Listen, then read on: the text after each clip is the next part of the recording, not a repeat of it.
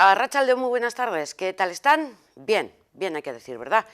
Pues nada, comenzamos la segunda parte de este especial informativo correspondiente a este martes 15 de diciembre, en el que estamos pensando ya en los olencheros, en los regalos de Reyes y en lo que vamos a preparar en estas mini celebraciones navideñas que tenemos por delante. Y a gusto, porque hay que hacerlo así, para poder celebrar en condiciones las Navidades del 2021. Esto como consejo y como recordatorio y como recomendación. Hoy les vamos a hablar mucho de vacunas, les vamos a hablar también de presupuestos, mucho de presupuestos del País Vasco, de presupuestos de Vizcaya, hablaremos también del Brexit, tenemos preparadas comunicaciones para saber qué es lo que va a pasar entre la Unión Europea y el Reino Unido. Como siempre hablaremos también de nuestros mayores, siempre intentamos dedicarles un apartado especial y otras muchas cosas que tenemos por delante. Vamos a comenzar, como lo decíamos, por el tema de las vacunas. Varias voces se han pronunciado, más o menos viene a ser siempre lo mismo. Bueno, empezaremos por el portavoz del Gobierno vasco, que ya saben que es Bingen Zupiria, que hoy, aprovechando que ha habido Consejo de Gobierno vasco, pues ha explicado de lo que se ha acordado en este Consejo, pero también ha hablado del tema de las vacunas. Nosotros ya les avanzamos que parece que la Agencia de Vacunación Europea aprobará, por lo menos la Pfizer y Acetrat, el próximo 21 de diciembre, o sea, pasado mañana. Parece que está preparado ya que se dé el visto bueno a esta vacuna.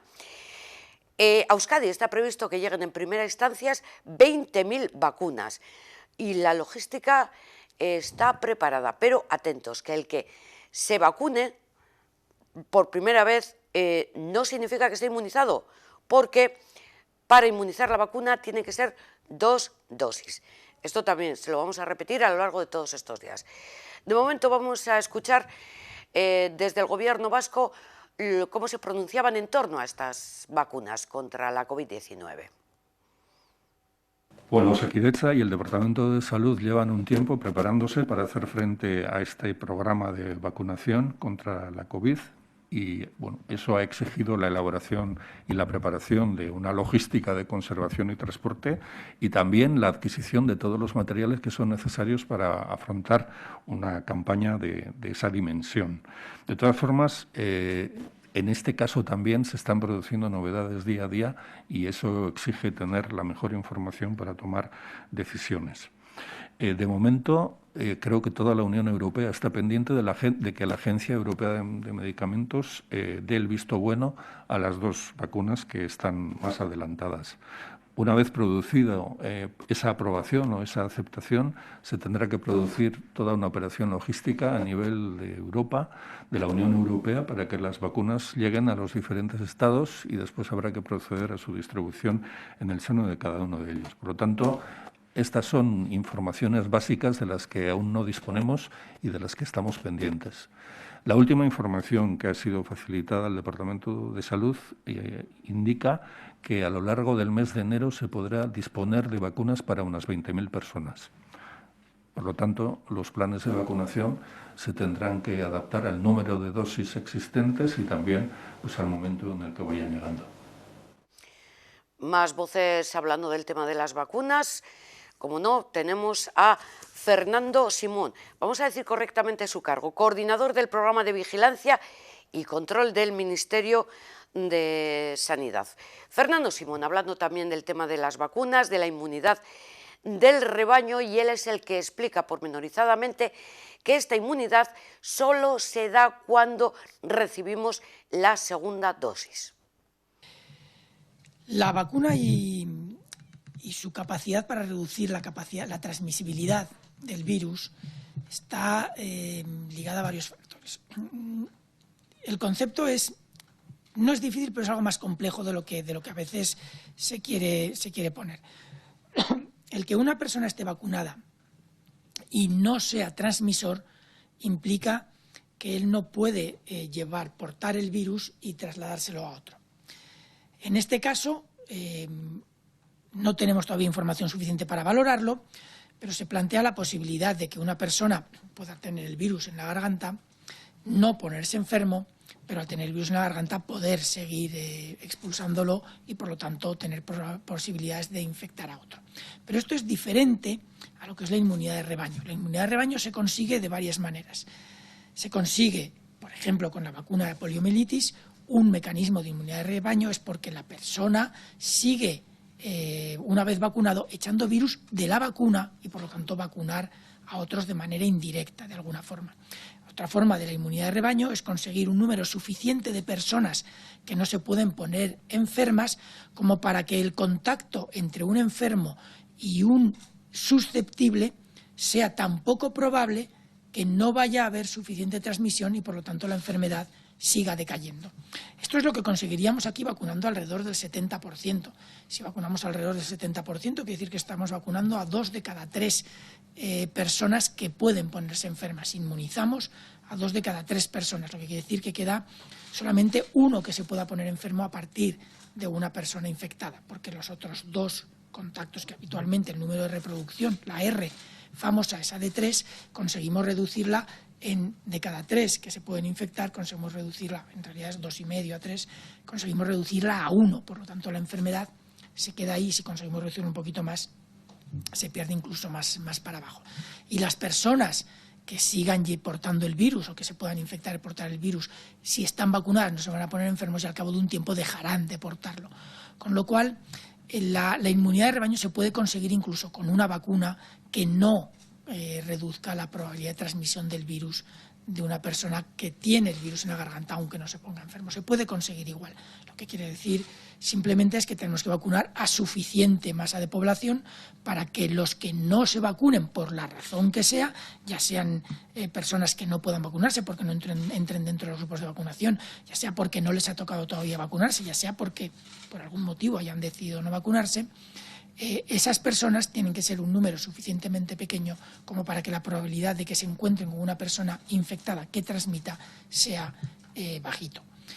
No tenemos claro cómo va a funcionar todo esto con esta vacuna porque no sabemos todavía una persona vacunada si realmente va a aportar el virus y durante cuánto tiempo lo va a aportar. No lo tenemos claro. Todo esto se va a ir sabiendo a medida que sigamos vacunando. Mientras tanto, el objetivo mínimo de vacunación debería ser vacunar por encima del 70% de la población si fuera posible, lo que implica inmunizar poco más o menos del 66 al 70% de la población, que es lo que necesitamos inmunizar. Recuerden que la vacuna no es 100% efectiva y por lo tanto hay que vacunar un poquito más de lo que queremos inmunizar para poder conseguir ese nivel de inmunización. 70% de la población deberíamos vacunarnos. Ya saben que la vacuna de la COVID-19 no es obligatoria, es voluntaria, pero lógicamente si queremos terminar con toda esta pandemia tenemos que colaborar todos. Ahora con las medidas de seguridad y de distancia establecidas y el resto de las restricciones, y luego cuando la vacuna esté aquí, pues que proceder a la vacunación y así podremos volver a nuestra vida habitual que ya poco a poco recordamos porque se nos está olvidando. Venga, que en positivo, como siempre, les invito porque este jueves hay una cita muy importante en la que pueden participar, es un cineforum. Es un cineforum que comenzará a las 5 de la tarde, que está organizado por el Consejo de Personas Mayores de Vizcaya y que va en relación a la película A Mama. Tiene como objetivo analizar las relaciones intergeneracionales. Hablamos con Amaya Villanueva, miembro de la Comisión Técnica de este Consejo de Personas Mayores de Vizcaya. Amaya, arratsaldeon, muchas gracias por estar con nosotros. Nada, buenas tardes, y arratsaldeon. Sí. Bueno, en principio me imagino porque para participar en este cineforum primero hay que ver la película Mama. Sí, el día, si es posible, se han mandado enlaces a las personas que se han suscrito para que la vieran con anterioridad, porque claro, lo lógico es luego establecer en el cineforum que se va a hacer la película, pues un debate también, que es el que nos interesa, claro, un debate. ¿Cuál es un poquito, que me imagino, Amaya, que ya has visto la película, un poco la conclusión que extraes de la misma? La conclusión que yo la he visto, bueno, en la comisión hemos tenido mucho debate también entre nosotros y cada uno lo ha visto desde un punto de vista otro, porque eso, Pero en general lo que hemos valorado es que la película habla de la necesidad de interrelación y de comunicación, fundamentalmente comunicación entre las generaciones, en sus conceptos, en su forma de vida y tal, que es necesario para resolver los posibles conflictos que puedan surgir. El lema del Cineforum precisamente además es del pasado a futuro. ¿Había más comunicación intergeneracional antes de la que hay ahora? Bueno, eso es difícil de valorar. Yo creo que, yo pienso que la necesidad de comunicación, ahora hay mucho más posibilidad de comunicarnos porque hay muchos más medios y tal. A ver, lo que pasa es que la comunicación a veces tiene distintos grados y el intentar entender al otro exige la convivencia e intentar escucharle. Y sí que es posible que lo que hay ahora en la sociedad es más compartimentación, más y sobre todo lo que hemos visto en el colectivo de mayores, que estamos muy compartimentados, que se nos aísla en un determinado compartimento en función de la edad y que realmente entre nosotros mismos ya estamos dos generaciones. Ya yo en este colectivo ya muchos estamos conviviendo con nuestros padres y ya nosotros somos mayores. Y ese diálogo hay necesidad de establecerlo entre ellos y con la gente joven. Que haya más o no, no, pero la necesidad sí te digo que tiene que haberla para evitar los estereotipos tan negativos que estamos viendo desde esta comisión. Por lo tanto, primera conclusión también sería que estas relaciones de jóvenes y mayores o personas adultas con mayores habría que reforzarlas, ¿no? Sí, sí, son absolutamente necesarias para conocernos y para enriquecer la sociedad, porque las aportaciones de unos y de otros son fundamentales para que la sociedad vaya adelante. Date cuenta que el conocimiento y los valores que pueden estar en el pasado, por llamarlo de alguna manera, y los del futuro igual no tienen por qué ser ni contradictorios, posiblemente sean complementarios y enriquecedores los unos con otros. Y si yo digo, por ejemplo, que es que la forma de vida ahora de las parejas o de los nuevos matrimonios o de las familias con hijos ha cambiado tanto, porque ya padre y madre trabajan, no tienen tiempo, casi no tienen tiempo ni para los hijos. ¿Esto, Amaya, qué suena? ¿A excusa? Sí, un poco sí, porque es más fácil hacerlo así. Yo creo que el buscar la interrelación, la comunicación, el tener amigos es un desgaste, es una energía que tenemos que dedicar a las personas. Y quizás pues la vida de hoy en día exige mucho en otros determinados aspectos, pero la comunicación interpersonal es un aspecto que se ve necesario, entre jóvenes también, y la convivencia entre personas de distinta edad siempre ha sido muy enriquecedora. Yo la recuerdo muy bien, convivir con mis abuelos, y yo creo que la gente que tiene la suerte de tener en su casa personas de otra edad y convivencias intergeneracionales, pues son muy enriquecedoras. No sé si te contesto, pero bueno. Sí, me contestas perfectamente y además yo creo que coincidimos también plenamente. Tú además, Amaya, eres médico, te has jubilado y a raíz de la jubilación es cuando entraste a formar parte de la comisión técnica del Consejo de Mayores de Vizcaya. Sí, porque, bueno, yo me jubilé un poquito antes más que la edad técnica, es a los 65, pero bueno, yo noté que de repente la jubilación supuso que se me miraba de otra forma distinta. Entonces empecé a ser consciente de estas miradas distintas en función de si jubilas, no estás jubilado. Y dije, pero bueno, si yo soy igual, si sigo siendo la misma persona de un día a otro, mis capacidades no se han mermado solamente porque he entrado pues, en un sector no productivo, por llamarlo de alguna manera. Y entonces empecé a ver esto que antes no lo veía y empecé a ser consciente de que la edad está siendo un factor de que nos veían como un todo homogéneo, y somos realmente hoy en día, con un cuarto de la población de Vizcaya ya dentro de este colectivo, muy heterogéneos. Hoy en día 60, 65, 70, es que hay una heterogeneidad absoluta y sin embargo a veces la mirada que se dirige es muy lineal, muy pequeña, muy pequeña. Hay que Eso lo van a entender todos nuestros espectadores, cuando hemos comentado también estos días, las necesidades o las atenciones que una persona de 65 años reclama no son las mismas de las que puede reclamar una persona de 87, 85 años.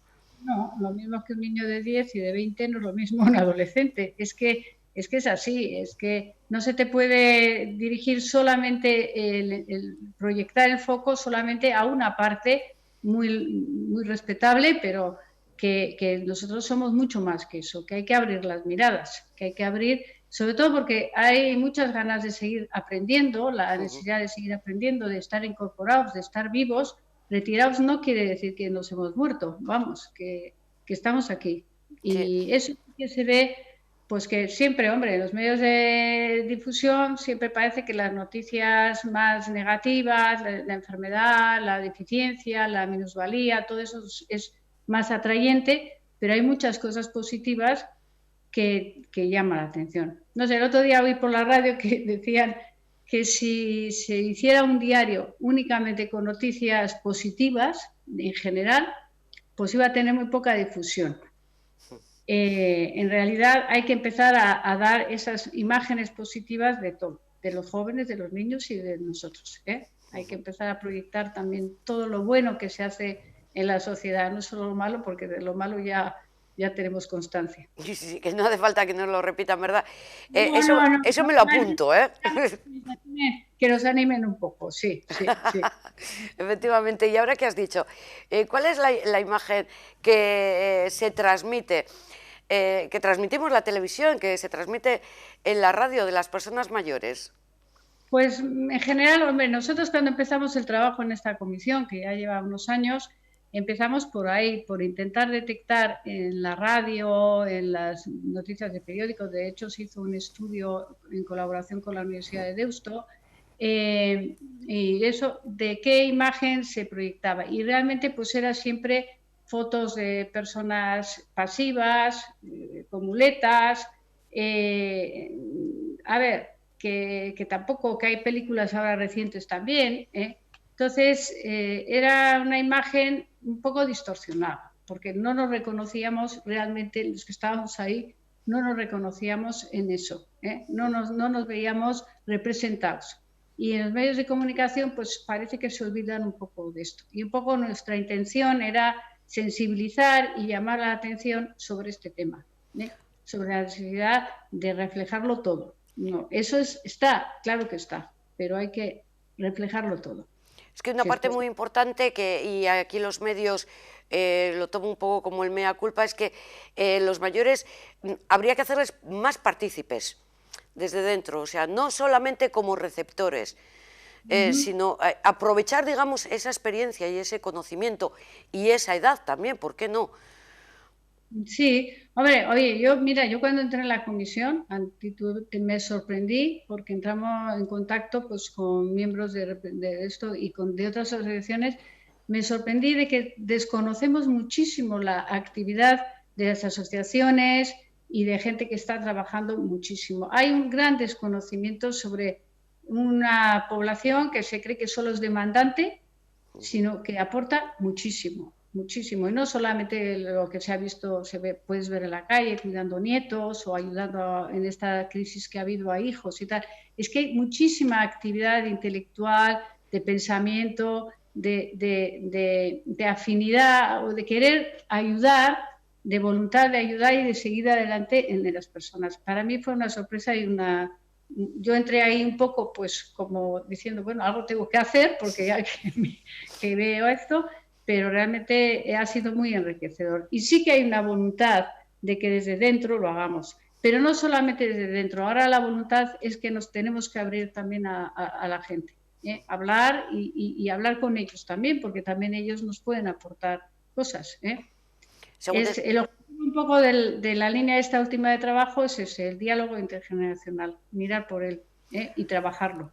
Lo que pasa que, aprovechando, estáis en el Consejo de Mayores y, claro, lógicamente habláis entre mayores y analizáis las cosas desde un único punto de vista. Igual debería estar más abierto y entonces, y precisamente hay interactuar. Por esta actividad, este Cineforum que se bueno, que estaba planteado desde marzo. Teníamos idea de hacer unas cuantas proyecciones para hablar distintos temas. Se quería abrir la invitación presencialmente, lo que pasa que ya sabes, con esta pandemia pues ha sido imposible presencialmente invitar a muchos colectivos, porque es que además los estereotipos no empiezan ahora, empiezan desde la infancia. También hemos visto que se tiene que trabajar todo esto desde abajo, ¿eh? Y se quería abrir a otros colectivos menos mayores y jóvenes, ¿eh? Y es lo que estamos intentando buscar, ¿eh? Mientras te veíamos también ahora, en este momento estamos viendo algún tráiler de la película Amama y también ese formulario para rellenar, para poder participar en ese cineforum. Y ya aprovechando que está la película, es que precisamente es el estereotipo de Amama rural que está en casa, pero está un poco en plan jarrón chino. Sí, bueno, esa es una de las visiones que hay de la película, que es lo que vamos a discutir. A veces hay silencios más significativos de lo que parece. Quizás es una actitud de darse cuenta de que el cambio se va a producir y que ya su papel está en unir a la familia, en unirla y no confrontarla, en buscar que esa familia intente una salida e intente buscarse unos a otros. Porque si no la confrontación es tan irreconciliable que podría llevar al aislamiento total de esas dos generaciones. Te escuchaba antes cuando decías... Bueno, es que va a ser controvertido. Alguien opina eso, que parece que no dice nada, otros opinamos que no. En el Cineforum va a ser una buena línea de discusión, desde luego. El debate está asegurado, ¿eh? Sí, porque ya te digo que entre nosotros lo ha habido, entre la misma comisión y somos más veces, y sí hay, y incluso entre el que va a presentar el Cineforum. Cuando te estaba escuchando que te apuntaste al Consejo de Mayores, quizás también por hacer algo, pero sin embargo hay propuestas, hay actividades con las que se pretende precisamente que los mayores estén activos. Me estoy acordando de las aulas de la experiencia de la BBK, por ejemplo, esta asociación que se llama SECOT, de los seniors que con su experiencia laboral intentan ayudar a los más jóvenes. ¿Son suficientes todas estas propuestas, estas experiencias que existen aquí en Vizcaya? Hombre, yo no soy una experta, ya te digo que yo entré en eso, pero yo sí que te digo que hay movimiento, hay bastante movimiento. Más, yo creo que Vizcaya es un territorio, por lo que he oído, por lo que he podido conocer en mi experiencia, muy activo en este tema. Está muy desconocido. Yo creo que sí, porque yo misma no era consciente de ello y he entrado en relación con personas de distintas asociaciones y he visto pues que sí, que hay una motivación y una actividad importante. Yo estoy en esta comisión, pero bueno, pues podía haber estado en estas organizaciones, solo que no las conocía demasiado, las estamos conociendo ahora. Igual hay que potenciarlas desde las instituciones, porque realmente son órganos de participación y donde las personas nos vamos a sentir muy útiles. Que ya nos sentimos, pero bueno, que se sepa. No, si el tema no, somos conscientes de que os sentís útiles, el tema es que la sociedad también lo entienda así. Claro, es proyectarlo eso. Porque, una de las cosas que pasa es que cuando cumples una determinada edad ya te atribuyen una serie de exclusiones, ya te excluyen y pues te dicen, pues bueno, tú dedícate a pasear, que somos personas que cada una tiene sus propias motivaciones, sus propias realidades y cada una quiere dedicarse a lo que de verdad quiere dedicarse. Y que la edad no debe ser una especie de sello de decir, bueno, tú aquí y yo ahí. Y bueno, es difícil, porque hay que vivirlo a veces. Te sientes durante una temporada, estás un poco mal, en ese sentido. No, pues pero eso hay que superarlo. Ahora las personas ya nos estamos plenamente contenta de la edad que tenemos y damos bien y ojalá cumplamos muchísimo más y que se siga cumpliendo más, porque es un logro de la medicina y de la sociedad, es un avance, nunca un retraso, es un avance. Sí, pero te quería preguntar, y ahora no tanto como consejo, como miembro del Consejo de Mayores, sino también como médico, todas estas decisiones que se han tomado en torno a los mayores que están en la residencia, incluso mayores en sus hogares, de vamos a protegerlos, que no salgan, vamos a aislarlos, ¿te parece correcto?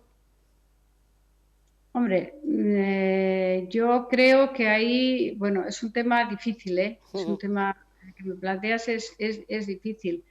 Yo creo que se ha hecho con la mejor voluntad, porque no ha sido fácil manejar esta pandemia. Han surgido realidades de las que no éramos muy conscientes y que quizás hay que buscar otras soluciones y adaptarlas a las personas. Todo, yo creo que hay que adaptar a las personas las cosas. Yo no puedo tratar igual cuando era médico, mis pacientes eran individuales, cada uno era cada uno. El tratamiento para la enfermedad puede ser el mismo, pero tú tienes que matizar en las soluciones.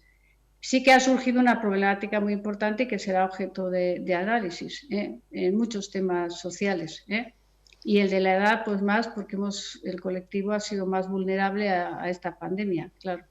Sí, yo además lo pregunto y se lo pregunto a casi todas las voces preparadas, como es tu caso, pues con el objetivo, además de, si se ha cometido un error, pues para que no se vuelva a repetir y sobre todo para que se tenga en cuenta también esa salud emocional, no solamente de los mayores, sino prácticamente de todos los que estamos viviendo la pandemia, independientemente de la edad que tengamos. Sí, esta pandemia ha sido un reto emocional, psicológico, tecnológico. Ha abierto unos frentes que, bueno, a ver si aprendemos de ellos y podemos sacar conclusiones positivas, como de todas las situaciones conflictivas que existen en la vida. Los pros y los contras. Los pros son el aprender, el superar. Pues Amaia, que disfrutes mucho en este Cineforum. Gracias por tu aportación a este Consejo de Mayores de Vizcaya, porque sirve para enriquecer y que eres muy joven todavía, eres muy joven y que tenemos que aprender de tu experiencia. Sí, aprender siempre, hasta el final, pues mientras el ser humano siga aprendiendo, va a ir adelante, es la fuente de progreso de la sociedad. Muy bien. Un beso muy fuerte, gracias, y a disfrutar por lo menos de la jubilación, que eso también es bonito, de tener tiempo libre para dedicarlo a lo que se pueda. Ahora la siento bien, ahora la siento bien, y eso es lo que hay que hacer, sentirse bien en cada edad y en cada momento. Eso es, todo con mensajes positivos también y en esto también. A lo dicho, gracias y a disfrutar con el Cineforum, que este jueves, como les decimos, a las 5 de la tarde con la película Mama, como telón de fondo, pero que nos sirve, y eso lo tenemos que ir pensando todos diariamente para analizar las relaciones intergeneracionales, jóvenes y mayores todos juntos. Seguimos, dejamos de lado el apartado de las vacunas, de momento, hablamos de la tercera ola. Veíamos hace un momento, antes de hablar con Amaia Mediavilla, la intervención de Fernando Simón desde el Ministerio de Sanidad, y a él le preguntaban también sobre la posibilidad de una tercera ola. En cuanto a si la incidencia empeora en los próximos días, si se va a modificar el plan, yo creo que lo hemos comentado antes. Ahora mismo el plan es el que hay.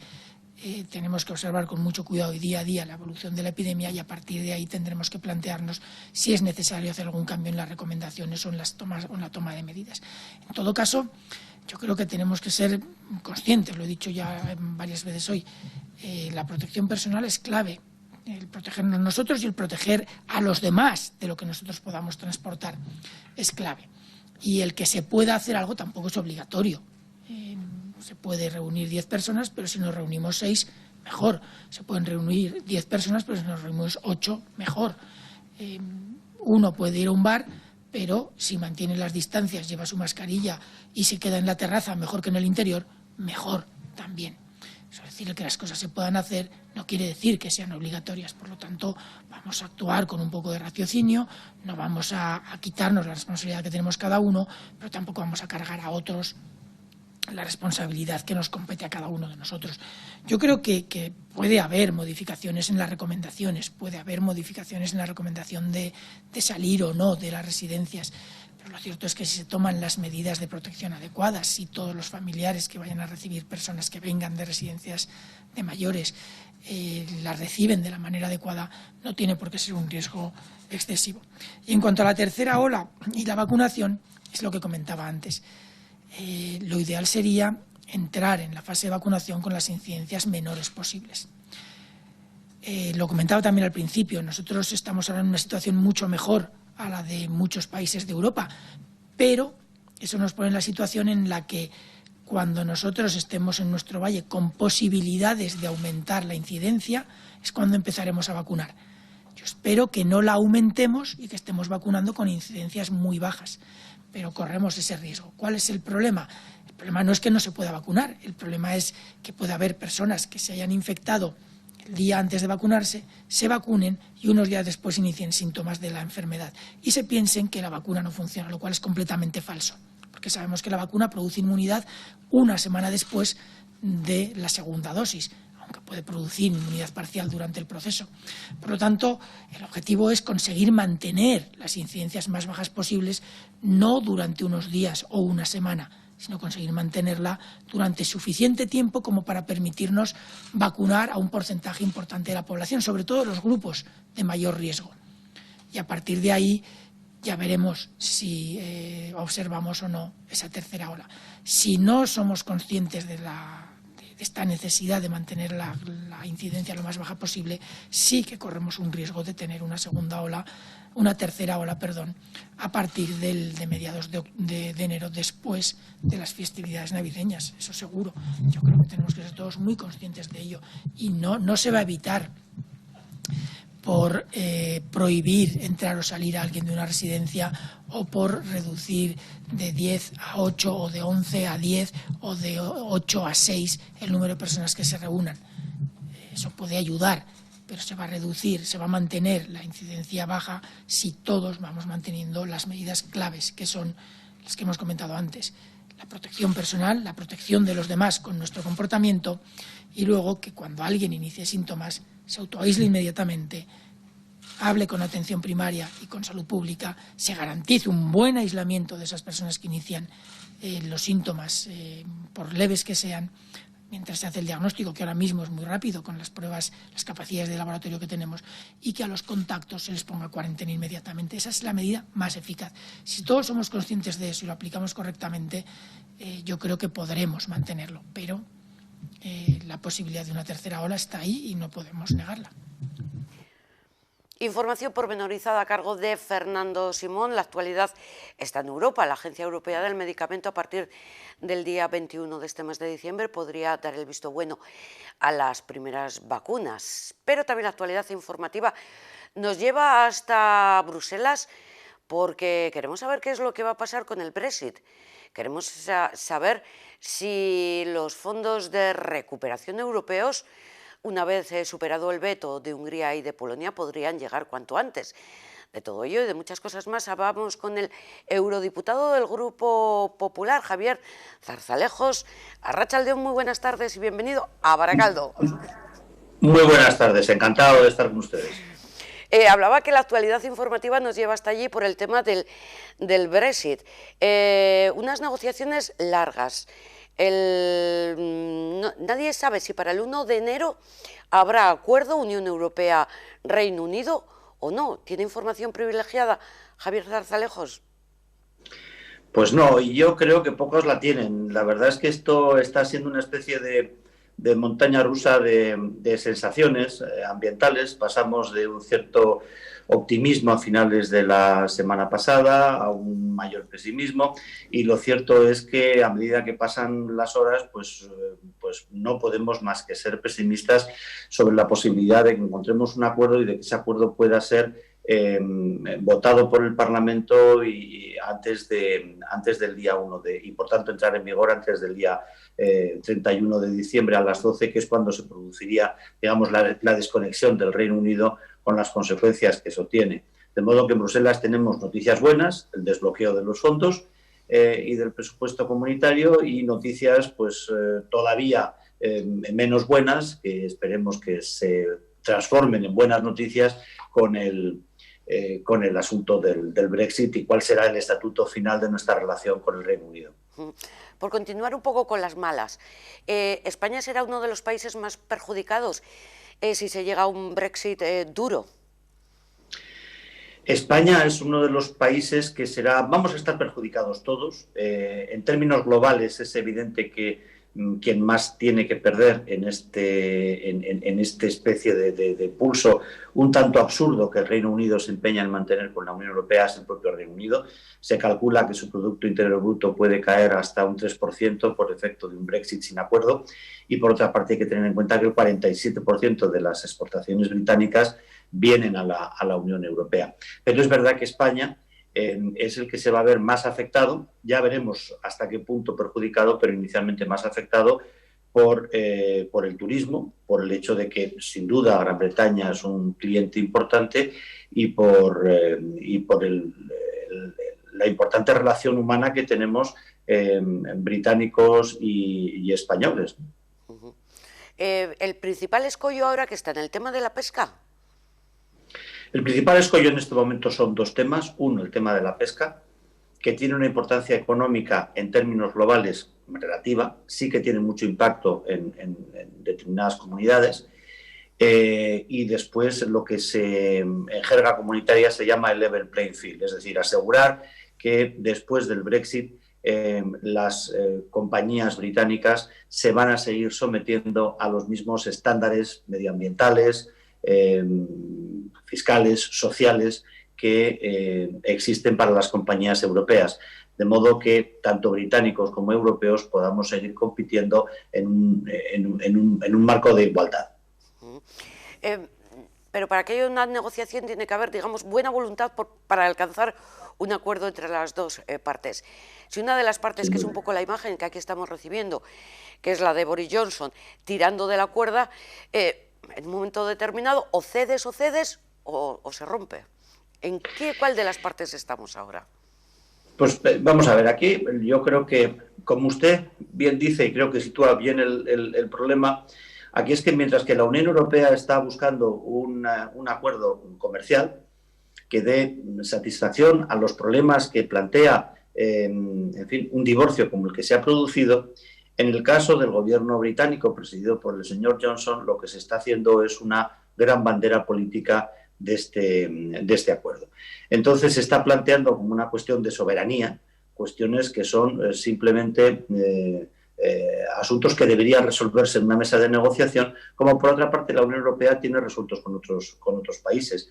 Pero claro, si cuando hablamos de pesca el argumento es que Gran Bretaña tiene que recuperar la soberanía sobre sus aguas, en vez de plantearlo como lo está planteando la Unión Europea, y es que lleguemos a un acuerdo para que los pescadores de la Unión Europea puedan seguir faenando en aguas británicas, que los británicos sigan teniendo acceso al mercado europeo, por tanto un acuerdo en términos constructivos y pragmáticos, pues claro, la diferencia de enfoque entre las dos partes pues es muy grande, ¿no? Entonces sería importante que los británicos en fin, se apearan de una instrumentalización de este acuerdo o de esta negociación como si fuera una cuestión en la que les va el orgullo nacional o la soberanía nacional, eso no está en cuestión, y entrásemos a valorar de una forma pragmática un acuerdo que debe beneficiar a todos. Hay que imaginar lo que puede ser un Brexit sin acuerdo desde el punto de vista de la calidad de vida de los ciudadanos y de sus consecuencias en su vida diaria.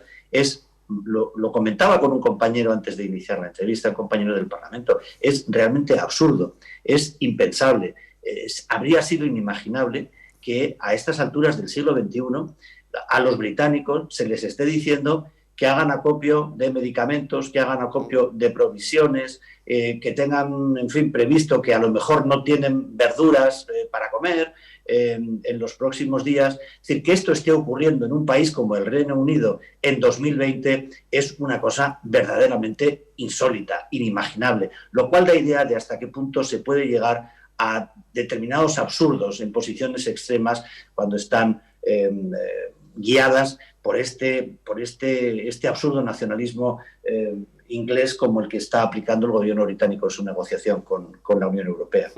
Y yo le añadiría otro calificativo así de repente, una involución total. Es una involución total, sin duda es una involución total. Esto, en términos históricos, en términos de la trayectoria que ha seguido el proceso de integración europea, es una involución total. Es una involución para el Reino Unido que se adentra en un territorio desconocido. A los británicos se les ha vendido una realidad que no existe al margen de la Unión Europea. Y naturalmente eso causa también un daño, es en definitiva la amputación de un miembro muy relevante en el proyecto de Unión Europea. Pues hablemos de cuestiones más positivas. Del Brexit hemos venido hablando mucho, seguiremos hablando, pero de los fondos de recuperación también, prácticamente desde que comenzó la pandemia. Y superado, como decíamos, este veto que pusieron Hungría y Polonia, ¿ahora en qué situación estamos? Bueno, la verdad es que, en fin, esto podría ser, digamos, la otra cara, la cara positiva de la crisis que podríamos estar en puertas a cuenta del Brexit. Lo cierto es que el camino se ha despejado, que el Consejo Europeo, una vez que se superó el veto, en fin, tampoco lo llamaría un veto con mayúsculas, porque Polonia y Hungría tampoco tienen una capacidad política suficiente como para mantener de manera ilimitada una situación como la que querían mantener, pero en fin, superado efectivamente ese veto, estamos ya listos para que la Unión Europea tenga un presupuesto, que es muy importante, y para que la Unión Europea ponga en marcha ese programa de recuperación, un fondo de recuperación que representa un esfuerzo en cuanto al endeudamiento de toda la Unión muy importante, que es una salida realmente innovadora y que tiene unas enormes posibilidades. Bien entendido que es un fondo del que España se va a beneficiar para hacer cosas, para modernizar su economía, para digitalizar su economía, para hacer una economía más sostenible, una economía más capaz de asumir los grandes objetivos medioambientales. Es un fondo que nos va a venir a través de proyectos concretos que tenemos que ser capaces de generar, que tienen que estar basados en la cooperación entre las administraciones y el sector privado, y que están destinados a una enorme reforma y a una profunda reforma de nuestra economía casi en todos sus sectores. Entonces, es una gran oportunidad, pero también es un gran compromiso y un gran reto para que nos podamos poner de acuerdo, para que las administraciones en todos los niveles, en el nivel estatal, en el autonómico, en el local, sean capaces de colaborar con el sector privado, para que el sector privado sea capaz de generar proyectos que podamos financiar con ese dinero, proyectos de transformación, proyectos de reforma de sus respectivos sectores, y que yo creo que tiene que extenderse a muchos ámbitos de la sociedad, desde el educativo, por supuesto al industrial. Tenemos la oportunidad de modernizar los servicios, tenemos también la oportunidad de modernizar y dar un gran salto en lo que se refiere al nuevo mundo digital aplicado a lo audiovisual. En fin, tenemos una enorme oportunidad, como digo, pero también un gran desafío a nuestra capacidad de entendimiento y a nuestra capacidad de gestión de todo ese dinero. Tengo a priori dos dudas. Una, si ya está consignada la cantidad económica que va a recibir cada país, me parece que aquí son, no sé, unos 140.000 millones de euros. Hasta 140.000, sí. Y luego, y está ese dinero en función de los proyectos que se aprueben. Si no se aprueban los proyectos que se presenten, ese fondo, ¿qué va a ser de él?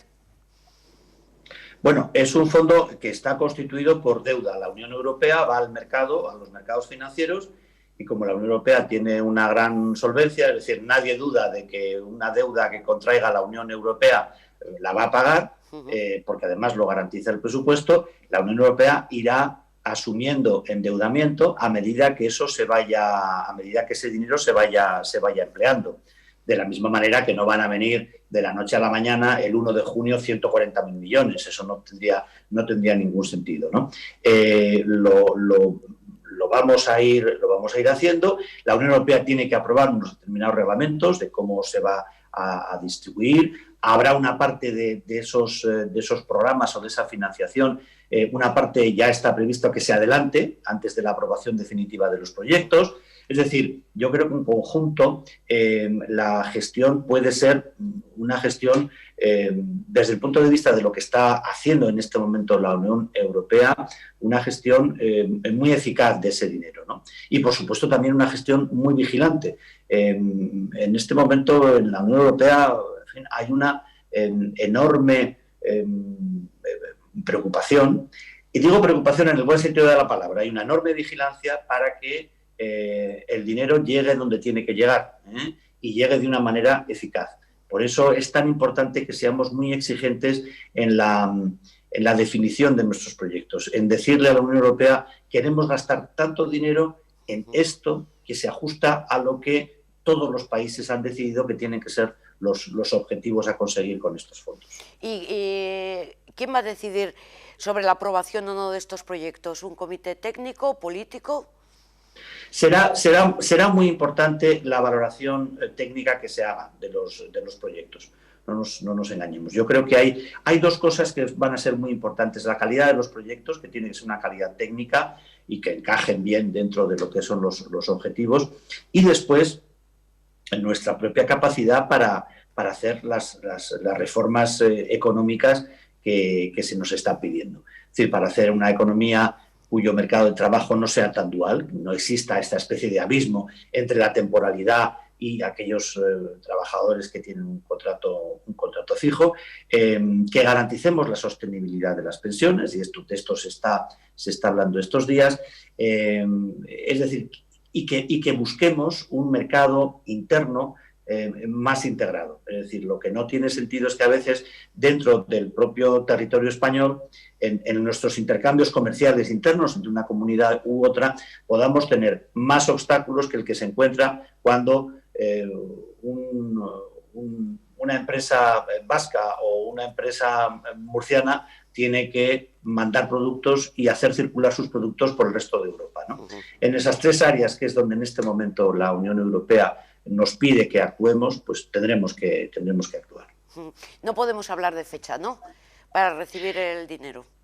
No, yo creo que es verdad que ha habido algunas previsiones demasiado optimistas, pero yo creo que sí que podemos hablar de comienzos del segundo semestre del año para que ya el dinero efectivamente llegue, lo que no significa que tengamos que esperar al segundo semestre para generar proyectos. Yo creo que esto además es muy importante decirlo. En nuestro caso, en el País Vasco, tenemos un sector privado con una gran capacidad innovadora, muy internacionalizado, con un importante componente tecnológico en sus procesos productivos, y donde realmente se pueden generar proyectos que reciban el respaldo que se necesita para conseguir esa financiación, y que además tiene capacidad para generar proyectos interterritoriales, y por tanto poder buscar, digamos, socios, acompañamientos en otros territorios, ya sea en España o en otros países de la Unión. Y yo creo que nosotros en el País Vasco tenemos que aprovechar unas enormes ventajas comparativas que tenemos a la hora de definir qué queremos hacer con ese dinero y qué podemos aportar. Hay que poner encima de la mesa proyectos que merezcan la pena. Aquí, yo lo he dicho alguna vez y no lo quiero decir en tono despectivo, con este dinero no se va a pavimentar ninguna calle, no se va a construir ningún aeropuerto. Esa es una parte que ya está, de la que nosotros en conjunto además nos hemos beneficiado mucho. Se ha actuado de manera muy eficaz, ahí están las inversiones, pero ese ya es un capítulo por el que ya no pasa el futuro de nuestras economías. El futuro de nuestras economías es esencialmente digital y es esencialmente medioambiental. Bueno, actuemos en ese terreno y aprovechemos las capacidades, los puntos fuertes, las fortalezas que en el País Vasco tenemos para poder hacerlo. Y proyectos que ya están incluso avanzados, el tema del hidrógeno, que es uno de, seguramente que irá, seguramente por ejemplo. que ya lo conocerá. Por ejemplo, porque luego hay que saber que esos grandes proyectos, estamos hablando del hidrógeno, pero esos proyectos grandes se descomponen en otros más pequeños, ¿no? Pero, en fin, todos sabemos que afortunadamente nosotros tenemos empresas de cabecera, ¿no? en muchos ámbitos.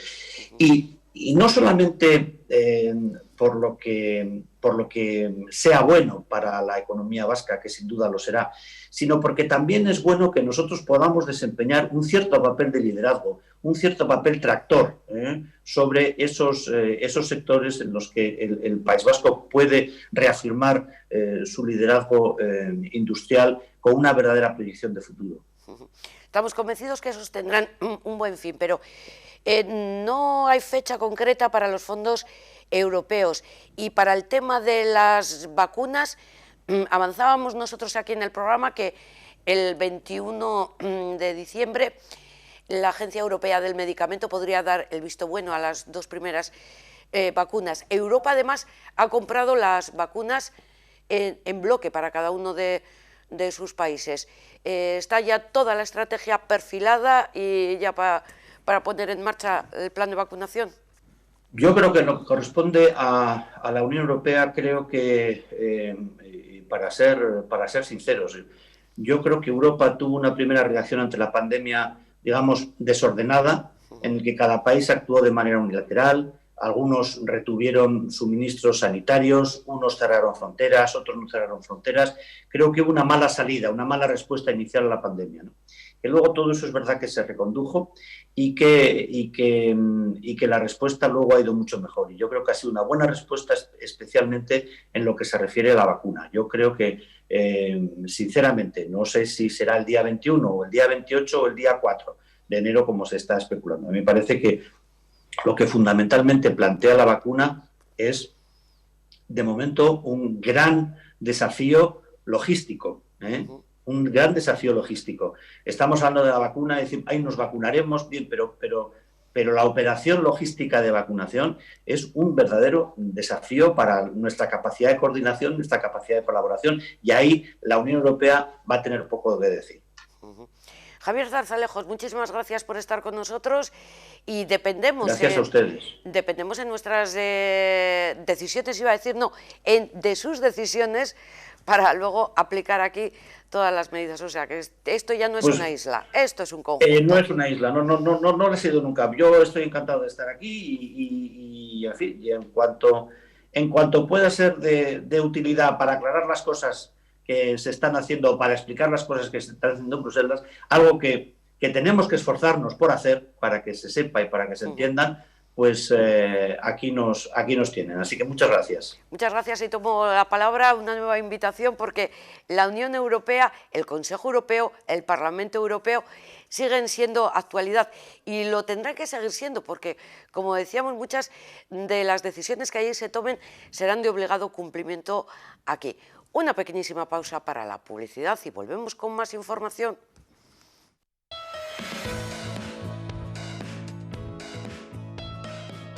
Enfrente tenemos el Max Center, tenemos la carretera, la de toda la vida de Retuerto, y dentro de todo esto un montón de coches, un montón de vehículos. Estamos en Carealde, es fácilmente reconocible. Unai. ¿Qué hay, Robert? Buenos días. Buenos días. El impuesto de matriculación, lo voy a resumir mucho, pero se paga en función de lo que emite un coche en CO2, de lo que contamina. ¿Qué es lo que contamina? ¿Qué va a pasar ahora? Pues que ahora hay un nuevo protocolo, va a entrar en funcionamiento un nuevo protocolo para medir las emisiones de los coches, que es más restrictivo y que por tanto va a decir que los coches contaminan más. Claro. Y eso va a hacer que los coches que antes no pagaban, que era la inmensa mayoría, casi en ningún Opel paga impuesto de matriculación a día de hoy, pues eso va a hacer que en la compra compra del coche, el coche pague un poco más porque el impuesto de matriculación no va a ser 0, sino que va a ser un porcentaje, un 4,75, un 1,75, en fin, lo que fuera. Es una pastita, ¿eh? Pues sí, a ver, mínimo, estaríamos hablando de unos 700 euros, cosas así, sí. Es un dinero. Esto entra en enero en vigor. Sí, el día 1 de enero. Y estamos a mediados de noviembre. Sí. O sea, durante este mes y medio lo que vais a hacer es tirar mucho, forzar mucho el descuento. Cuando te metes en un coche nuevo, los de última generación, cuando abres la puerta, te sientas, enciendes, se enciende todo lo que hay delante, todas las ayudas a la conducción. Yo el último coche me lo compré hace 7, 8 años y ahora me da hasta... Dios, ¿de dónde me he metido cuando te metes un coche nuevo, Unai? Sí. Es una gozada. Mira, precisamente yo creo que los coches han dado un salto cualitativo importante en dos cosas que has dicho. Es una, la tecnología en el interior del coche, en el interior me refiero al infoentretenimiento y demás, las proyecciones de los teléfonos en las pantallas, pantallas táctiles a color, y bueno, eso invito a que quien quiera y que esté interesado que venga, que le damos una lección y va a alucinar, efectivamente. Alucinar, pues es la bomba. Y luego la seguridad. O sea, hoy en día estamos al borde de que este coche sin ir más lejos, vaya solo por la autopista, porque es un coche que tiene un control de crucero adaptativo que se anticipa a los obstáculos que pueda tener el coche, frenadas de emergencia, frenan de forma autónoma, van por el carril que tienen que ir sin que tuvieras que llevar el volante. O sea, es una cosa... mantiene en el carril. Sí, estamos al borde de que un coche sea autónomo.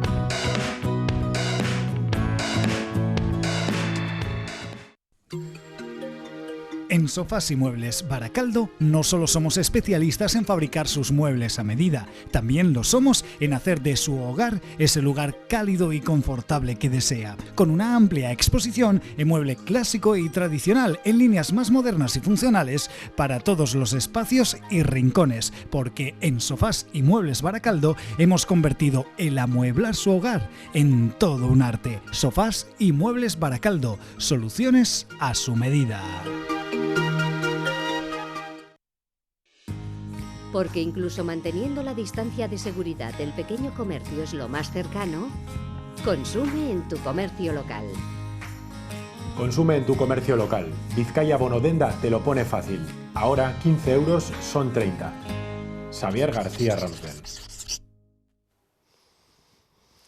Seguimos con más información. De momento, nuevas voces para hablar de la situación del coronavirus aquí en Euskadi antes de conocer los datos de contagio en las últimas 24 horas. Ignacio Garitano, coordinador aquí en Euskadi del Departamento de Salud, nos habla de la situación epidemiológica de los hospitales y del cribado en Arrasate, que no es el único cribado que se está haciendo, porque hay un brote en el hospital de Txagorritxu, con pruebas que se están haciendo hoy desde hoy a los profesionales, un foco en la residencia Bilbosar de Bilbao con 21 personas afectados y cribado en Arrasate y Aramayo, cribado que comenzó ayer. Es cierto que estamos mejor que hace semanas, pero también que no estamos mejorando al mismo ritmo que lo hacíamos antes. Parece que la evolución favorable está experimentando cierto estancamiento. Por lo tanto, pedimos mucha prudencia y no bajar la guardia en ningún momento. Está en manos de todos nosotros y nosotras que la situación no empeore. En relación a los hospitales, el número de pacientes en estado grave como consecuencia del COVID se mantiene estable. Seguimos en un escenario 3 del plan de contingencia de Osakidetza. Actualmente hay 112 personas ingresadas en las UCIs, lo que supone el 34,57% del total de camas abiertas. Es cierto que estamos mejor que en noviembre, cuando alcanzamos los 146 ingresados en las UCIs, pero la evolución en los hospitales, aunque es favorable, sigue siendo lenta. Es importante que la población de los citados municipios responda a este llamamiento y acuda a realizarse la prueba PCR. Esta herramienta nos puede permitir cortar cadenas de transmisión en estas localidades y reducir así la alta incidencia de COVID. Habla de los últimos cribados que se están llevando a cabo, sobre todo en Guipúzcoa y, como decimos, en el Hospital de Txagorritxu, en Vitoria, que también se hacen pruebas debido al brote ahí detectado. Estamos mejor, pero todavía la situación, la evolución no es la deseada. También Garitano hablaba de la tercera ola, o la tercera oleada que está prevista para enero, para después de las Navidades, y en su opinión es evitable. Es evitable la tercera ola, a la vista de lo que se ve y de lo que no se ve. A mí me preocupa más lo que no se ve. Lo que no se ve ocurre en un interior de una casa, o de un choco, o de un bar cerrado. Es evitable una tercera ola, es evitable. Evitable significa que se puede evitar. ¿Cómo se puede evitar? Lo he explicado antes, poniéndonos unos deberes duros, difíciles, situándonos en una situación de pandemia y no de prepandemia.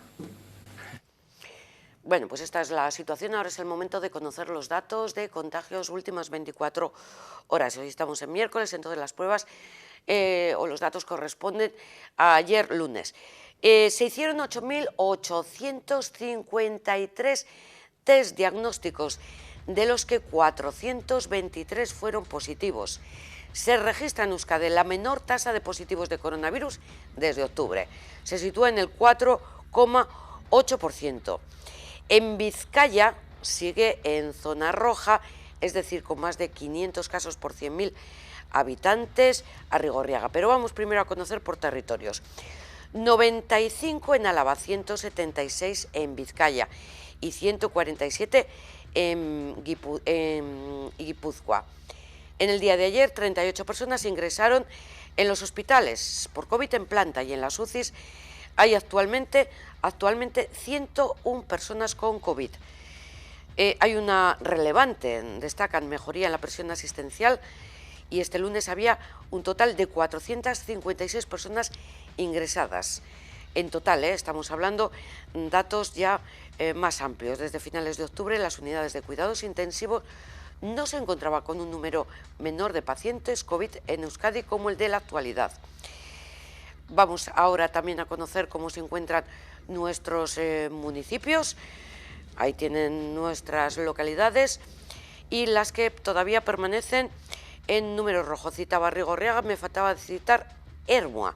Ermua también se encuentra en números rojos. En Arrigorriaga 4 nuevos positivos, en Ermua 7. Son las dos únicas localidades con riesgo. De Vizcaya nos vamos al otro lado de la columna. Bilbao, con 84 nuevos positivos, está en naranja, al igual que Baracaldo, donde se han registrado 18 nuevos positivos. En Sestao ninguno, en Portugalete 2, en Santurchi 8, en Trapagarán y en Ortuella un contagio en cada una de las localidades, y en Abanto y Ziérbena, en Musquis, en Ziérbena y en Erandio ningún positivo. 8 suma la localidad de Leioa y finalmente 10 Guecho.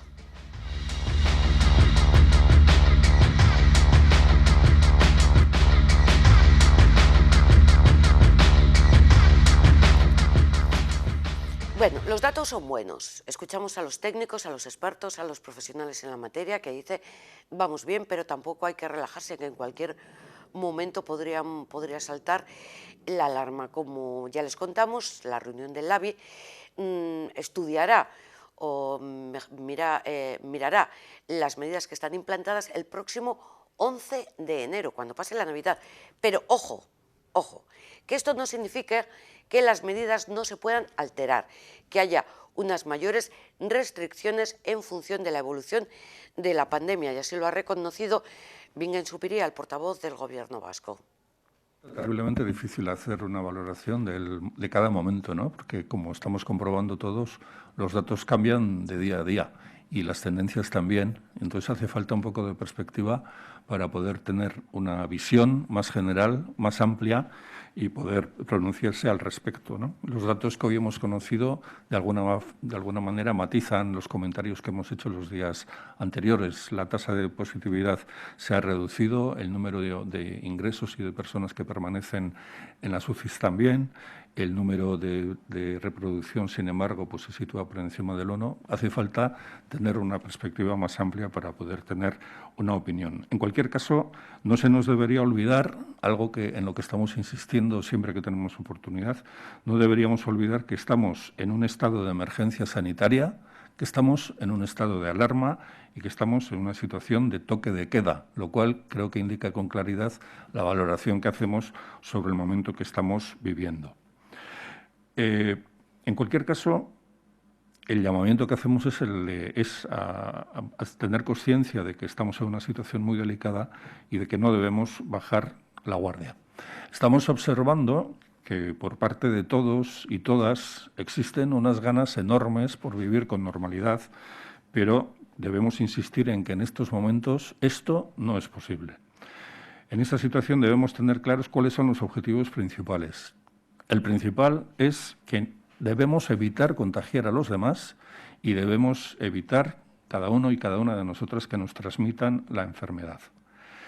El Lehendakari, la consejera y los responsables del Departamento de Salud están haciendo un seguimiento permanente de los datos de evolución de la situación sanitaria, están analizando también la evolución de la enfermedad en el continente europeo y están muy presentes las decisiones que otros gobiernos de la Unión Europea están adoptando estos días. Constatamos que la mayor parte de la población actúa con responsabilidad, pero también observamos que a menudo olvidamos todos y todas que estamos en una situación de emergencia sanitaria. Y vemos también que tenemos dificultades para respetar algunas de las normas básicas que se han establecido.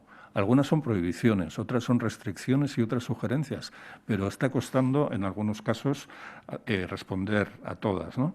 Y esto es más evidente todavía en aquellos ámbitos que tienen que ver con la vida social, en ámbitos que tienen que ver con el comercio, la hostelería, el ocio o algunas actividades culturales.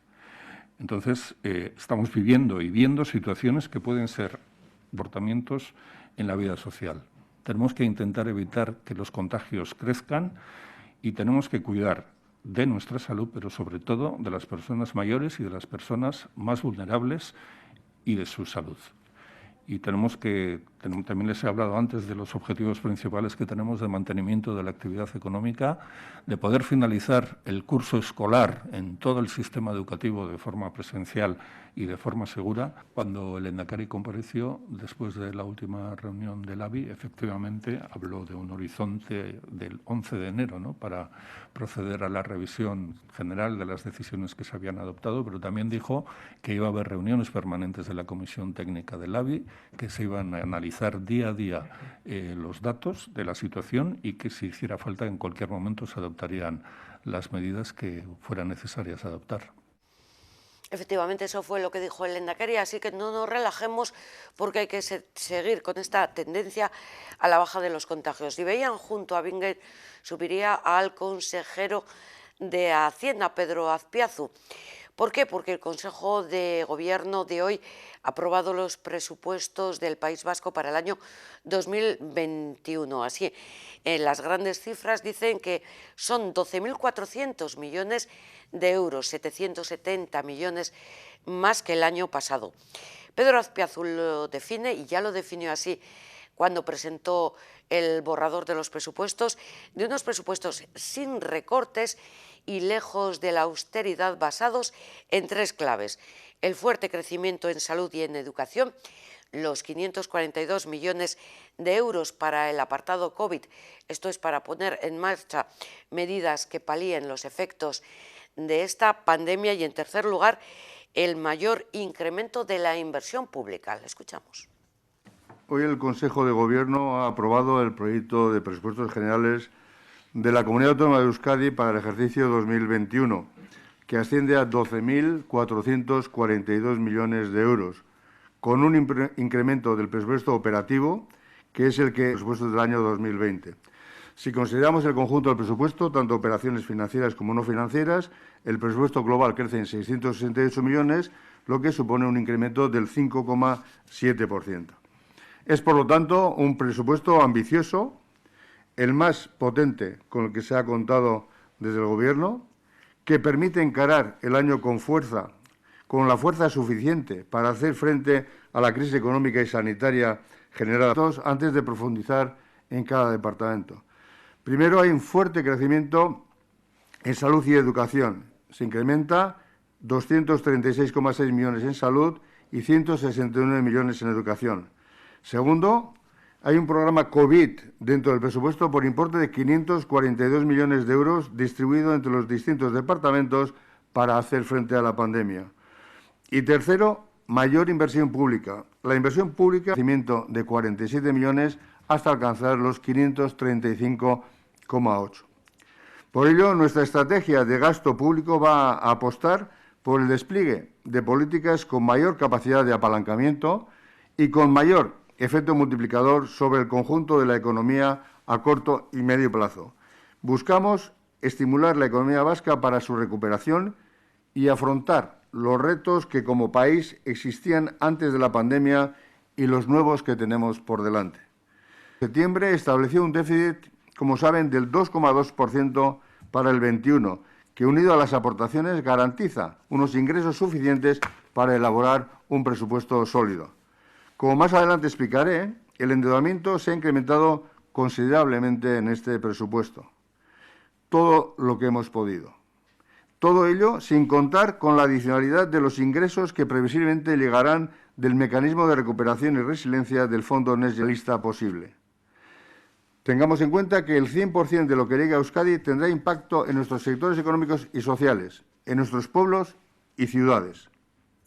Conforme la economía mundial se vaya recuperando, también lo harán las ventas de productos vascos en el exterior y el saldo vasco aportará positivamente al crecimiento del Producto Interior Bruto. Concretamente, de media anual para el año 2021, la contribución positiva del saldo exterior se estima en 0,7 puntos. Desde el punto de vista de la oferta, todos los sectores, sin excepción, se situarán en ver en la documentación que les hemos entregado.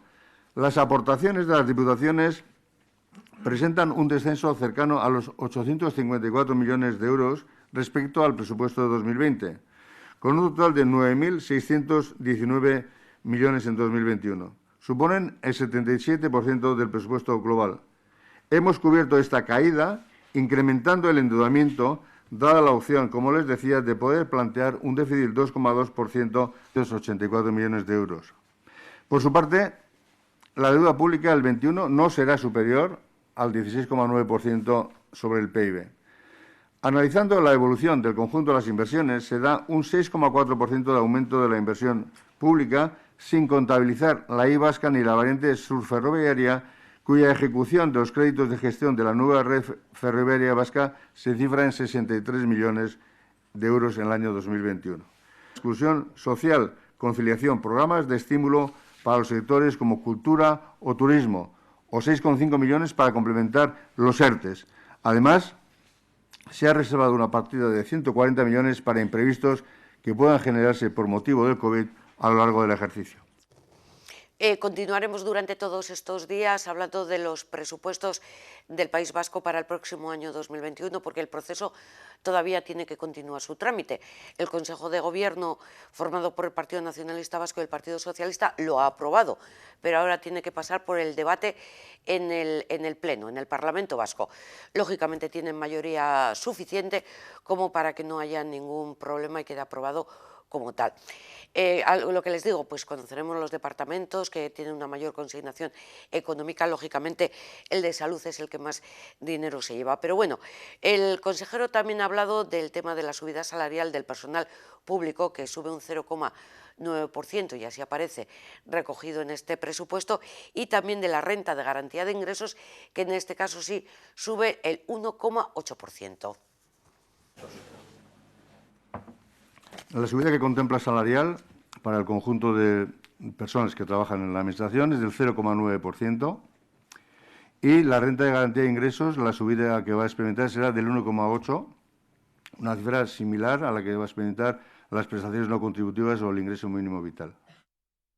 En comunicación gráfica lo hacemos todo con mucho arte. Somos Copygraph. Copygraph, expertos en impresión, cartelería digital en todos los formatos, flyers, catálogos, libros, lonas, vinilos, lienzos. Expertos en diseño, papelería comercial, catálogos, murales, carteles. Expertos en rotulación, vehículos, escaparates, stands, señalización. Expertos en accesorios para la comunicación, rollers, plegables, stand móviles. Copygraph en Avenida Libertad 29, teléfono 94 438 1000.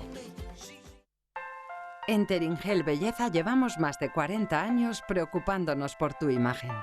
Siempre de forma personal, con tratamientos individuales y con un diagnóstico a tu medida para conseguir un resultado único. Pide tu cita gratuita. En Teringel Belleza te esperamos. En la charcutería de Jota llevamos más de 30 años seleccionando productos ibéricos de gran calidad. Por eso, tanto nuestros clientes de tienda como grupos de trabajadores de empresas confían en nosotros a la hora de realizar sus compras durante todo el año, y aún más en estas fechas. Además, a colectivos y empresas de toda Vizcaya les ofertamos el servicio a domicilio. La charcutería de Jota. Estamos a tu servicio en el Mercado Santiago Apóstol de Arteaga-Beitia, en Baracaldo. Hablamos ahora de los presupuestos, pero no en este caso del País Vasco, sino los presupuestos de Vizcaya. Durante toda esta semana lo han ido conociendo los diferentes departamentos y los titulares de estos departamentos comparecen en la comisión correspondiente en las Juntas Generales de Gernika para explicar el proyecto antes también de su debate y aprobación definitiva en el Pleno de las Juntas Generales. Hoy ha tocado el turno al desarrollo, a infraestructuras y a su titular, Imanol Pradales, que como ven ahí en esas imágenes detalla la inversión pública en infraestructuras. Por ejemplo, es un apartado en el que dice que va a crecer esto, las infraestructuras, un 31% en el año 2021. El proyecto de presupuestos de este Departamento de Infraestructuras y Desarrollo Territorial incorpora 209 millones de euros en inversión pública. Las cuentas destacan por su apuesta por la movilidad ciclable, con una inversión de 24,6 millones, y por los pasos en la estrategia de la innovación. Ha dicho el diputado que el 2021 será el año en el que más se invierta en la variante sur metropolitana, exactamente 77,3 millones de euros. Pero además ha hablado también de los gastos que incorpora el próximo año 2021 y que no aparecían recogidos en este 2020. Uno de ellos es el alquiler de las plantas de la Torre Iberdrola, donde ya el próximo año empezará a funcionar como oficina de la Diputación. Y también de los bidegorris y su evolución que hay que pagar, y de los polígonos industriales, dinero que corre a cargo de un área de su departamento como es Azpiegitura. Es un programa también muy relevante, como la que tiene que ver con alquileres y cánones de 800.000 euros en infraestructuras no viarias. Bueno, esto se corresponde con el alquiler de la Torre de Vizcaya en las plantas que no se destinan para el Centro Internacional de Emprendimiento. Saben ustedes, el Centro Internacional de Emprendimiento se destina a la planta 6 a la 16 en todas las fases. Las plantas 17, 18 y 19 pues no son destinadas a eso, pero se paga el alquiler de esas plantas, que tendrán otros destinos por parte de la Diputación Foral en su caso. Por lo tanto, como Azpiegitura, que es la sociedad pública que dispone de ese contrato de alquiler, tiene que hacer frente a esos costes de alquileres. Por eso es novedoso también, porque el próximo año se nos hace entrega de la torre. Bidegorris, bueno, movilidad ciclable, efectivamente. Lo que es cierto es el gran aumento en relación con otros años. Prácticamente casi 12 euros de cada 100 de la inversión pública del año 2021 de la Diputación se va a destinar a movilidad ciclable. Y la primera cuestión que tengo que aclarar es que no, aquí no hay previsión de destinar un solo euro de esa partida presupuestaria a ningún edificio, sino que se destina única y exclusivamente a planificación o a ejecución de bidegorris. Y entre los bidegorris, el propio señor Isus quizá los citaba porque están en la memoria presupuestaria. Bicipista Iurreta Amorebieta, La Herrera Zaya, Martí Artuarri Gorriaga, etcétera. En planificación tenemos normalmente activadas muchas intervenciones porque estamos planificando la red. De hecho, se está elaborando el PTS de vías ciclistas, como ustedes conocen, y en estos momentos pues hay planificaciones en el entorno de Basauri, Echevarri, Galdakao, etcétera. Quiero decir que estamos en planificación, estamos invirtiendo también dinero, porque si no planificamos no hacemos el anteproyecto, si no, no podemos hacer el proyecto y si no, luego no podemos licitar. Pero bueno, esa es una cuestión que deriva también del propio PTS. Por otro lado, preguntaba el señor Andrade en relación con una partida de polígonos industriales que existía en el presupuesto 2020 y que no aparece porque ha desaparecido como tal en el presupuesto 2021, porque se ha incorporado dentro, creo que he hecho referencia en infraestructuras no viarias, dentro, se lo voy a decir en este mismo instante, señor Andrade, ha hecho referencia a los Industrialdea, que los polígonos industriales dentro de la ampliación de capital de Azpiegitura, pero exactamente pues está en la 74.120, o sea, el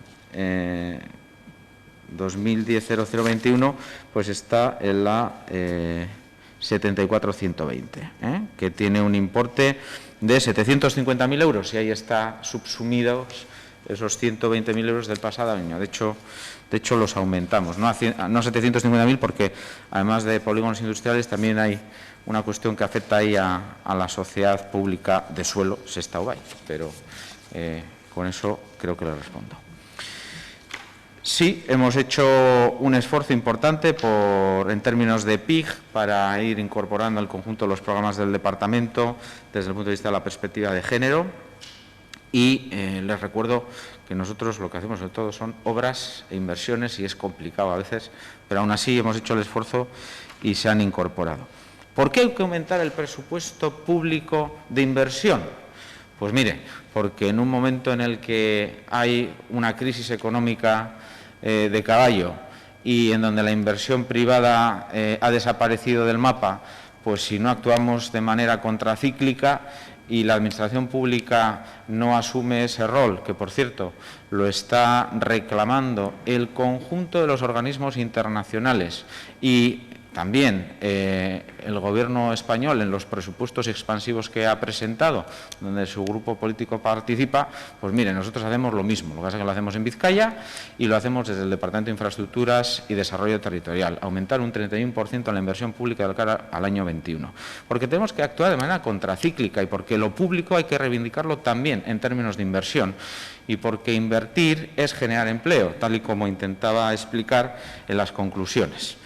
Porque el año que viene, gracias a esta inversión pública del departamento, pues se permiten consolidar o crear casi 1.500 puestos de trabajo. Creo que es una razón de suficiente peso como para entender el que este departamento tenga que aumentar su peso en el conjunto de la Diputación Foral de Vizcaya en términos presupuestarios. Imanol Pradal es el diputado de Desarrollo e Infraestructuras, resumiendo en los presupuestos las inversiones y gastos para el año 2021 en su departamento. Vamos a terminar con dos entregas de premios. Una, la del Ayuntamiento de Bilbao, que entrega las becas Casilda Iturriza a 10 estudiantes de la ESO, que son, digamos, los más destacados, los que han sacado las mejores notas de Bilbao y son los galardonados con las becas Casilda Iturriza. Y por otra parte también el ganador del premio René Cassin, que en esta ocasión ha recaído en el médico Carlos Martín Beristain por su contribución de manera destacada a la promoción de los valores de los derechos humanos en la sociedad. Escucharemos las palabras de Carlos Martín Beristain en la recepción de este premio René Cassin y un pequeño resumen de esta entrega de premios de las becas Casilda Iturriza. Volvemos mañana.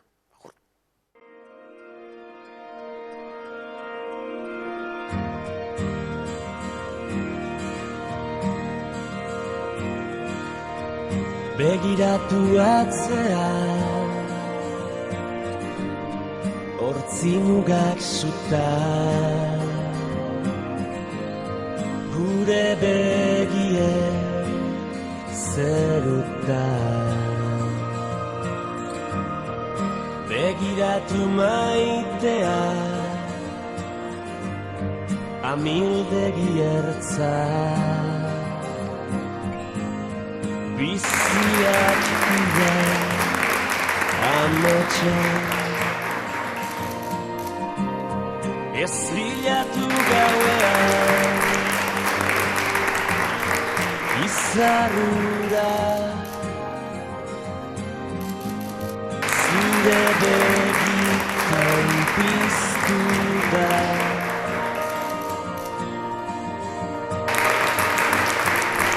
ez galdetu inoiz zer galdu genuen negar egin genuenean malko haiei esker orain itxasoa gara orain itxasoa gara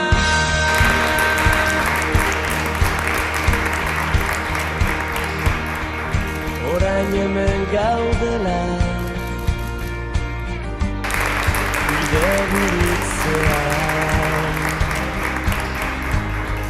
utz ditzagun beldurra atzean ez gara izan onena behar bada baina gure bizitza izan da mendetako kanta erditu da gure ordua heldu da. Zorionak, Victor, Martín, Asier, Aizea, Josu, Martina, Enara, Xadieba, Isone eta Ibai. Zorionak zuoi guztioi. Sois los y las mejores estudiantes de vuestra edad en la villa. Casilda de Iturrizar, también conocida como Viuda de Palza, nació en Bilbao en 1818 y fue una gran benefactora bilbaína hasta su muerte en 1900. Creó un fondo para que ampliasen sus estudios las y los mejores alumnos de las escuelas públicas de la villa y tras su muerte el Ayuntamiento de Bilbao cogió el testigo, instituyendo las becas que llevan su nombre. Su legado permanece con el reconocimiento público de la excelencia y la capacidad del alumnado bilbaíno. Para ser merecedores de estas becas habéis tenido que demostrar un conocimiento extraordinario en materias como matemáticas, historia, geografía o literatura, entre otras. Un conocimiento que se adquiere con capacidad para entender, para asimilar y para demostrar. Estoy segura de que compartiréis conmigo si digo que para conseguir estas becas, para obtener notas tan brillantes como las vuestras, se necesitan también trabajo, mucho trabajo, esfuerzo y responsabilidad. 3 valores imprescindibles para ir haciendo camino en la vida. Mantenedlos muy presentes porque sois jóvenes brillantes con un futuro prometedor. Esperamos que estas becas os sirvan como aliciente para continuar vuestra formación, para seguir ampliando vuestros conocimientos de una manera tan excepcional, con dedicación y con constancia. Que mientras llega vuestro futuro, vivid el presente con intensidad y disfrutando cada experiencia, cada instante y hacerlo con responsabilidad, ahora más que nunca, porque volverán las quedadas con toda la cuadrilla, las vueltas por los parques, plazas o calles, las reuniones en casas de los amigos y las amigas, los planes para ir a comer o cenar todos juntos y las fiestas.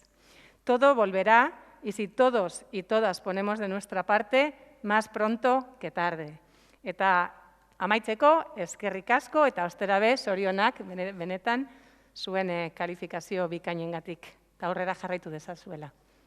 Zorionak. Un sobrino dice que la solidaridad es una forma de devolver el amor que otros nos dieron antes de venir al mundo. y al nacer, y que la aventura de la vida consiste en ese proceso de andar devolviendo lo que antes nos regalaron. Eugenio, Ñaita, un hombre inquieto y que a pesar de que no salió apenas de Bilbao, había recorrido el mundo con su curiosidad por la geografía universal que llenaba las estanterías de nuestra infancia, me enseñó la capacidad de indignarse permanentemente ante la injusticia, peleando con la televisión en blanco y negro que había en casa, en cada telediario. Mi ama Leo, en cambio, era la alegría de la vida. Tenía ánimos para repartir a todo el mundo, así que desde pequeño tuve buenos maestros. Cuando aún no tenía edad para ser llamado a filas, decidí no hacer el servicio militar. Esa pelea por el derecho a la objeción de conciencia como una apuesta por la paz que en ese tiempo casi nadie entendía. En 1989, en El Salvador, en medio de la guerra, comenzamos un trabajo de la atención a víctimas de la tortura, esa metodología de demolición de la dignidad, que juntaba cosas que siempre he tratado de unir desde entonces: los derechos de la gente, los casos y las personas y los pueblos que las sufren y que por ello las reivindican. Este camino me ha llevado a muchos lugares de América, de África, desde el corazón de lo vivido, gracias a la confianza de la gente.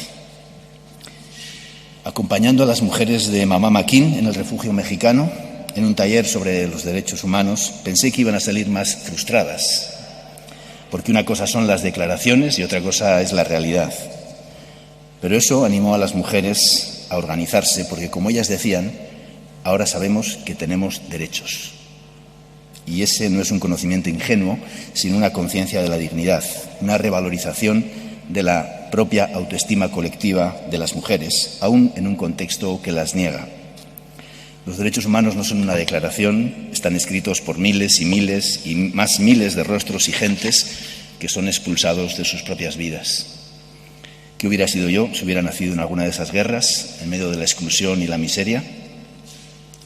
Esa conciencia de la fragilidad humana es también la de la vida que cuidar y defender. La empatía es una energía de transformación. Pertenezco a una generación que aprendimos con Paulo Freire que la educación no puede ser bancaria, sino crítica, y que las cosas no son así, sino que están así. Y esa distancia, habitada de tanto sufrimiento, es la que hay que superar. Muchas comunidades originarias con las que he trabajado en África o América entierran el ombligo en la tierra. Esas células madre que vuelven a donde nacieron nos recuerdan la naturaleza de la que somos parte. En la Amazonía, ese trabajo psicosocial acompañó las luchas en contra de la contaminación petrolera del pulmón del mundo, para mostrar las heridas de la selva y en la gente, como una forma de defender los derechos de la naturaleza, que no puede hablar si no sabemos escucharla. Como decía Eduardo Chillida, la patria es el horizonte que nos mueve. Y en este camino he ido adoptando hermanos y hermanas, con las comunidades de población en resistencia, mayas, que vivieron al límite de la vida y la muerte. En medio de la persecución en las montañas de Guatemala, aprendí que los caminos son de ida y vuelta. Si vas a preguntar es porque vas a hacer, y si vas a enseñar es porque vas a aprender. En 1998 publicamos el informe Guatemala Nunca Más, basado en la escucha de 5.000 víctimas, con apoyo de la Iglesia y de Monseñor Gerardi, que 2 días después fue asesinado. La centralidad de las víctimas no es que las víctimas tengan razón, sino que su experiencia y su sufrimiento no es un polvo que se pueda esconder debajo de la alfombra, constituye la base de la reconstrucción. Y que si no se desmantelan los mecanismos que hacen posible el horror a gran escala, el nunca más puede ser un deseo bien intencionado en lugar de un proyecto de transformación. Esa experiencia ha sido un aprendizaje para otras comisiones en el mundo. Los procesos de reconstrucción social pasan por hacer cosas en un tiempo en el que no se pueden hacer. Las víctimas que participaron en la iniciativa Glen Cree, cuando todavía los atentados de ETA, las denuncias de torturas, el bloqueo político auguraban el fracaso de cualquier diálogo entre diferentes, empezaban sus encuentros hablando de vosotras y nosotras, contando su dolor, haciendo un tremendo esfuerzo y de repente sintiéndose identificadas entre sí. Terminaron reconociéndose del mismo lado, del que ha puesto el sufrimiento, y nos dieron una lección a toda la sociedad que incluía un examen crítico del pasado del que todavía tenemos tantos pendientes. El trabajo de derechos humanos es una lucha contra el mandato de impotencia y las pretendidas verdades que ocultan lo que dicen mostrar. En el caso de los 43 estudiantes desaparecidos de Ayotzinapa, en México, escuchamos muchas veces: no van a poder hacer nada, no les van a dejar. Pero la defensa de los derechos humanos tiene en las víctimas la fuente de sentido. Gracias a ello pudimos demostrar que la llamada verdad histórica no se parecía al nombre que le pusieron y que distintos niveles de autoridades del Estado, junto con el narcotráfico, estaban involucradas en los hechos, en un camino que todavía espera su destino. Las maneras en cómo los derechos humanos se tejen con la construcción de la paz tienen hoy en Colombia un ejemplo clave, donde trabajamos con otras instituciones y sobre todo de la mano de más de 20.000 víctimas y sobrevivientes que han dado su testimonio para la Comisión de la Verdad, para que esa verdad sea un camino de reconstrucción de la convivencia. Estamos acompañando al exilio, que es un no lugar en el mundo y que necesita un proceso de escucha y reconocimiento que se teja con las demandas de cumplimiento del acuerdo de paz y su extensión para que la transformación de Colombia necesita.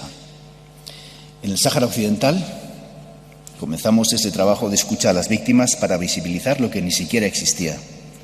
Desaparecidos, bombardeos, torturas no son cosas abstractas, son personas con nombre de un pueblo hermano que sigue reclamando el derecho a vivir sin miedo.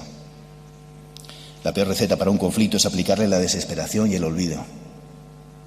Hoy es una llamada de atención para que a un alto el fuego que duraba ya desde hace 39 años le acompañe un acuerdo de paz que ayude a poner las bases de la reconstrucción y respete su palabra.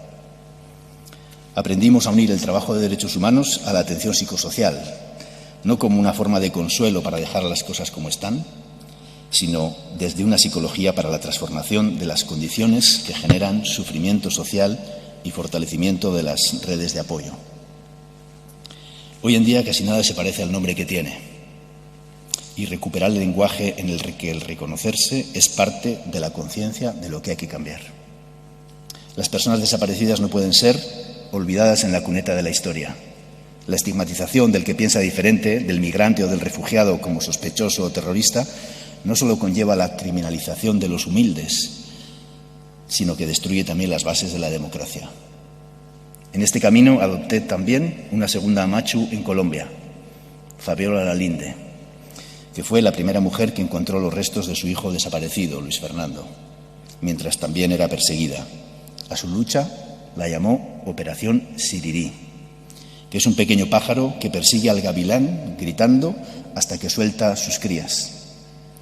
La lucha por los derechos humanos se basa en la capacidad de generar respeto como condición para la convivencia y vergüenza en los poderes que lo vulneran.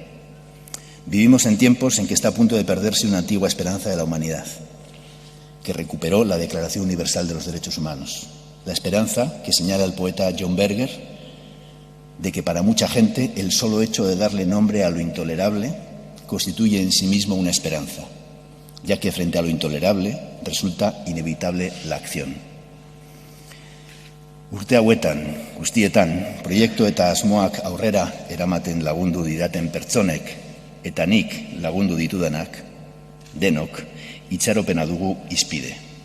Eskerrik asko hori ez zahaztearren eta gogoan izatearren. Eskerrik asko.